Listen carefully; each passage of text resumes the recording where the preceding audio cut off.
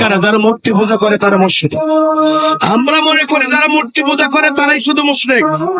না, মূর্তির সামনে যারা মাথা নত করেছে, মূর্তির উপাসনা যারা করে তারা যেমন মুশরিক, আল্লাহর আইন বাদ দিয়ে মানুষের আইনের গোলামি যারা করে তারা মুশরিক। এই ব্যাপারে কথা বলে না আলেমরা, ইমামরা মসজিদের খুতবা মেম্বারে বসে এই ব্যাপারে কথা বলে না। এই মুশরিকের পরিচয় দিতে গেলে ইমামতি চলে যাবে, খতিবগিরি চলে যাবে, কিন্তু আমার কি খতিবগিরি চলে যাওয়ার কোনো ভয় আছে? নেই তো, নাই মেহের পরে আসতে দেবেন, এর বেশি তো না, নাই গুলি করে মারবেন। আমি বিশ্বাস করি 1 সেকেন্ড আগেও মরণ হবে না, পরেও মরণ হবে না।